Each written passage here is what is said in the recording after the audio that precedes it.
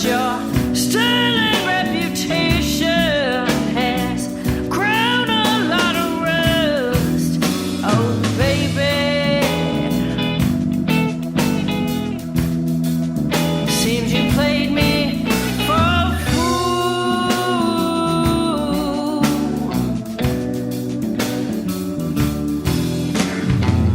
Said you were an honest man, but you've been playing dirty pool.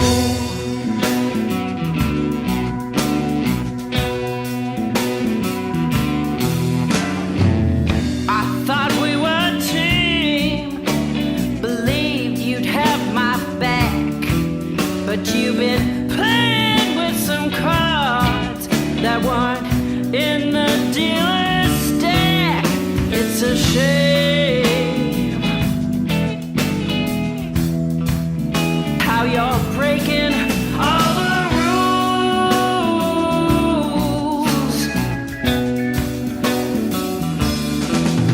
I'm gonna have to move on. You've been playing dirty pool,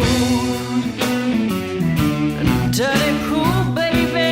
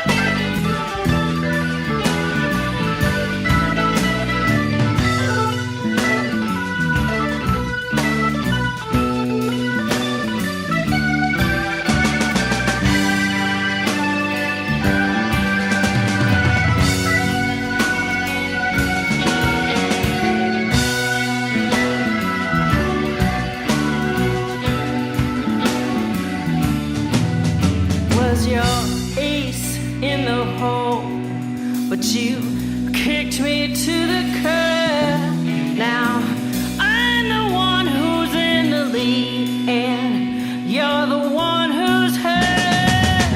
Yes, you've gotten your comeuppance for treating me so cruel.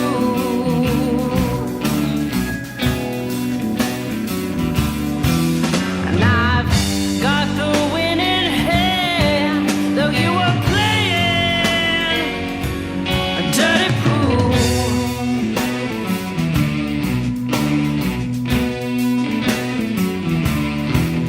And I've got the winning hand, though you were playing a dirty pool.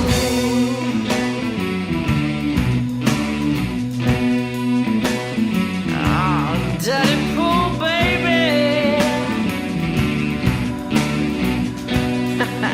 Who's crying now?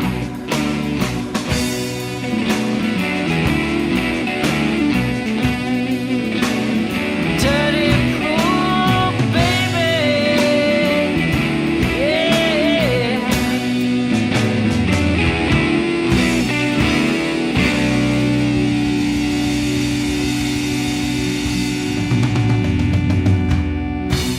Oh, beautiful. That is a little dirty pool, Michelle. We had to throw that one in, too. Thank you very much.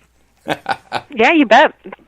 Awesome. Memphis Soul Stew we had rolling, and then Dirty Pool, Michele D Amour and the Love Dealers. And again, off of the brand new hot CD, The Heart of Memphis. So, hey, let's talk about some of the early years, the influences and things that you like, and then kind of about the change in the digital age today. So tell us about some early influences you got. Yeah, so I grew up in Seattle, and the fact that I'm still here is probably weird, but because it seems like everybody is not from here anymore. And my dad was just a huge music fan of all different kinds of music, and he had vinyl.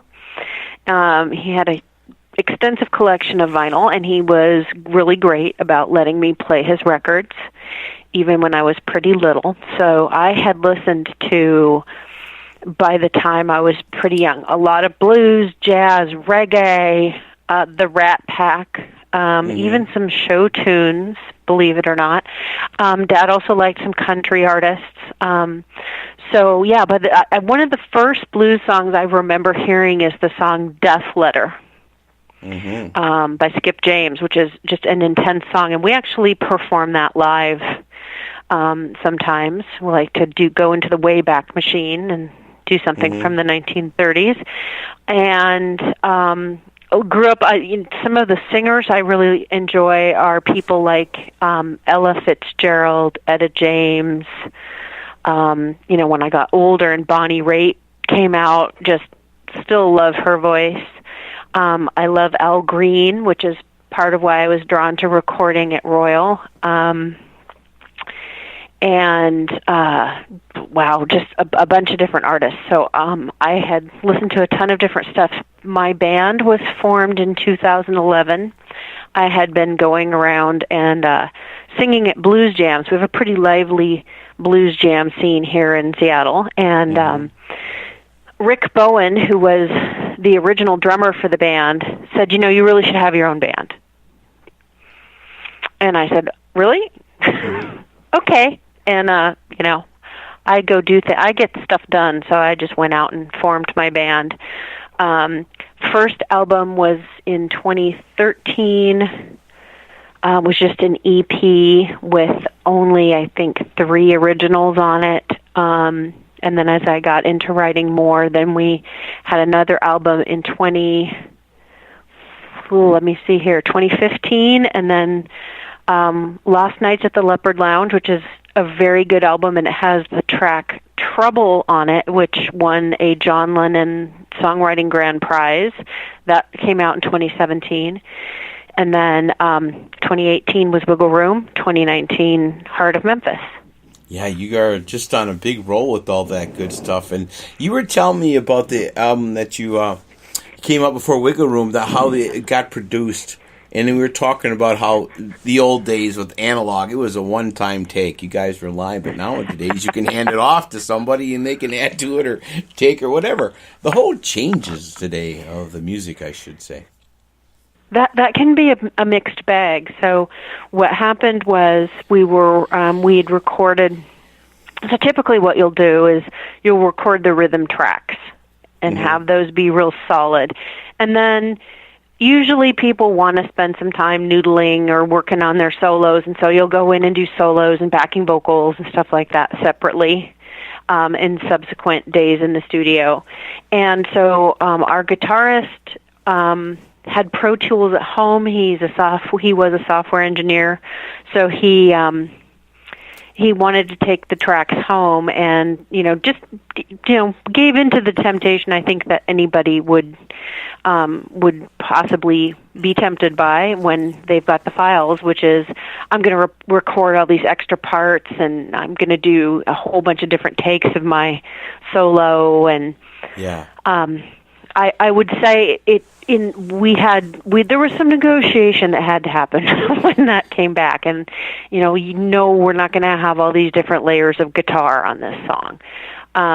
So that was an interesting process, and I had to kind of put my foot down on some things. And subsequently, what I learned from that is, as the songwriter, I really have to put my foot down about what I'm hearing and what I'm envisioning for the songs, and I'm always open to people's ideas.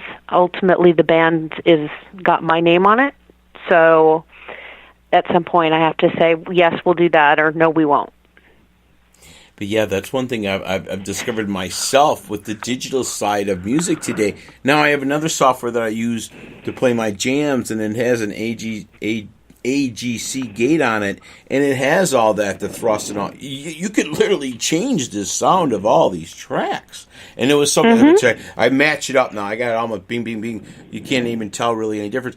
But that's something that was really like, wow. People can take and alter and add. And now, again, years ago, it was just that one groove on an analog track, I say. Couldn't mess with it, good, bad, or indifferent, huh?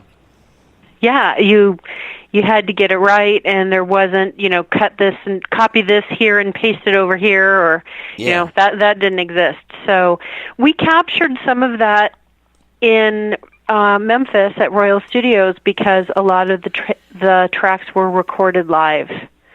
Yes. Memphis Soul Stew was recorded live, and we had been performing a bunch of the songs live, so that was easy to do. Yeah, everyone was pretty comfortable.